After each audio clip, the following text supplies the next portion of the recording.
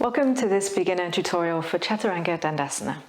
Chaturanga Dandasana is also often known as four-limbed staff pose or half push-up, and it can be found in your sun salutations between a forward fold and cobra or upward facing dog.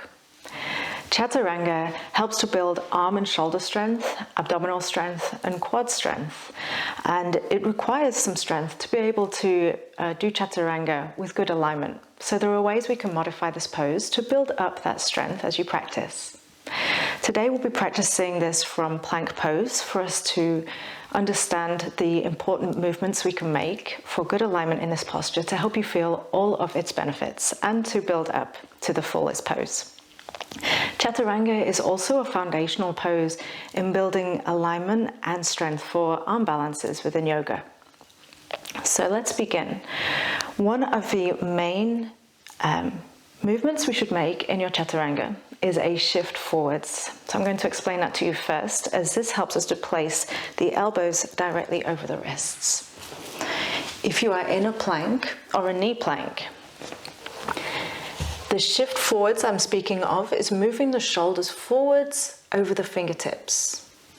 So we'll move back and do that again. We shift forwards and your chest moves towards the front of your mat, keeping your core strong as you do this. And shift back. Let me show you really quickly what happens in a Chaturanga if we do this, and also then if we don't do this. So if we shift forwards and then bend the elbows, they should end up directly over the wrists. If we do not shift forwards, so we're in our plank, and we start to bend the elbows, you see how they go back past the wrists? In that position, it's very difficult to recruit the strength of the shoulders, and also will not support you in the alignment of arm balances where it's very important to have a wrist underneath the elbow for stability. So that's the first point, is that we always shift forwards. If possible, we'll do this before placing the knee down in our modified variation. It'll give you more room and help you to be more comfortable. So let's have a go. First off, we start in a plank. The hands are a shoulder distance apart. Lightly spread your fingers and lift the knees for a moment. This is just for a moment. If this is difficult, we won't be here long. Move forward so the chest goes towards the front of your mat. You'll come onto your tippy toes. Then lower your knees down. Remember, you can put a blanket under your knees if you need to, if they're a little bit uncomfortable on the ground. So your next movement in Chaturanga is to bend the elbows. Keep your eyes over at the front of a mat, like you're peering over the edge of something you don't want to get too close to. And keep your belly engaged while you do too. Start to bend the elbows. Now for a start, it might happen quite quickly. You might go down all the way down. You might make it a little quicker descent than you planned, but that's okay. Your movement as a beginner in this pose is to try to slow descent. Shift forwards, keep your belly strong, look at the front of your mat, and slow, slow, slow, slow, all the way down to the ground with your elbows staying by your ribs the whole time. Okay, come on back up.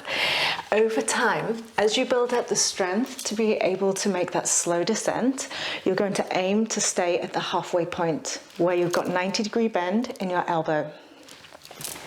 So that looks the same. From your plank, you move forwards and lower the knees, and you slow, slow, slow descend. Elbows by the wrists, and elbows by your ribs, and the elbow directly over the wrist, and see if you can pause at that halfway point. That is their Chaturanga, a modified version. It's a difficult one to hold. So once you start to become comfortable with that pause halfway down, that's a sign you're ready to start picking up the knees to work the strength for the full pose. And everything very much stays the same as you do this. You will still shift forwards, you'll still look forwards, and you still keep your elbows squeezed in by your sides as you descend to that 90-degree place. Okay, so let's have a go, see how this works for you. So instead of lowering the knees down, if you felt like you could stop at that halfway point, you would shift forwards to your toes, look over the front of your mat, draw the belly up and slowly descend. And just like in that first variation, it might be that you go all the way to the floor for a start. That's fine. Come on up.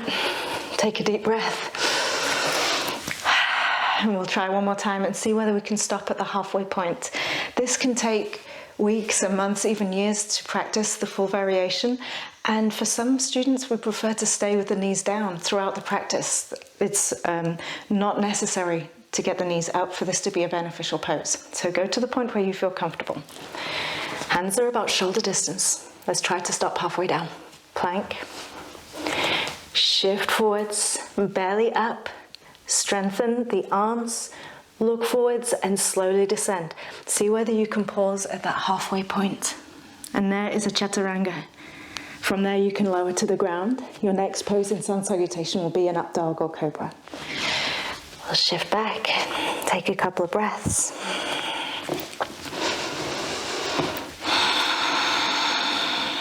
Good. And so your movement from Chaturanga is then into cobra or upward facing dog. Check out my next video to give you some help in that transition, as there's some technicalities that can help to make that a really enjoyable, fun movement in your Vinyasa practice. Thank you for joining me today. Namaste.